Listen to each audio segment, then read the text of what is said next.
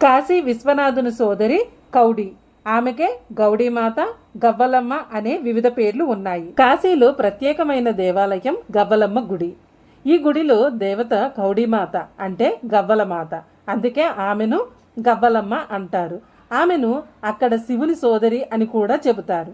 ఆమె దక్షిణ దేశానికి చెందిన గ్రామ దేవతగా కూడా చెబుతారు. అందరూ దేవీ దేవతలు కాశీలో వివిధ చోట్ల నివాసం ఏర్పరచుకున్నారు.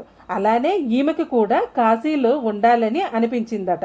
కానీ మిగిలిన దేవతలు ఆమెను తిరస్కరించారు, ఉండటానికి అనుమతించలేదు. ఆమె శివుణ్ణి ప్రార్థించిందట. ఆ పరమశివుడు ప్రసన్నుడై, ఎవరు కాశీ యాత్ర చేసి నీ దర్శనం చేసుకుంటారో వారికి సంపూర్ణ ఫలితం దక్కుతుందని, ఎవరు నీ చరిత్ర తెలుసుకుని భగవంతునికి కావలసింది భక్తే కాని వేరేది కాదని గ్రహించి నీకు గవ్వలు సమర్పిస్తారో వారికి అష్టైశ్వర్యాలు సిద్ధిస్తాయని వరమిచ్చాడు ఆ బోలా శంకరుడు. ఆమెను సోదరిలా ఆదరిస్తాడు స్వామి. అలా ఆమె దేవాలయం వెలిసింది. ఆ గుడి చాలా చిన్నది.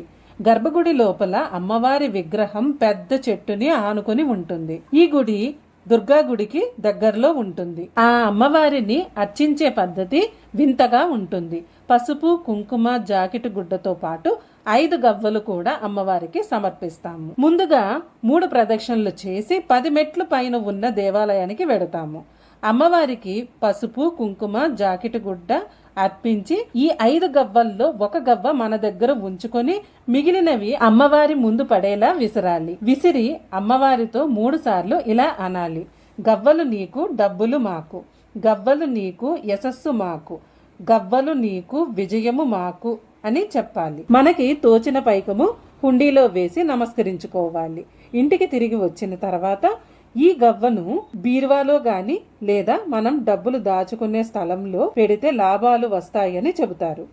అక్కడి పూజారికి తెలుగు బాగా వచ్చు కాబట్టి మన తెలుగు వారికి ఎటువంటి ఇబ్బంది లేకుండా దర్శించుకోవచ్చు. దుర్గా గుడి దగ్గరికి వెళ్లి కౌడీమాత గుడి ఎక్కడా అని అడిగితే ఎవ్వరైనా చెప్తారు. ఇదండి శివుని సోదరి కౌడీమాత గవ్వలమ్మ చరిత్ర.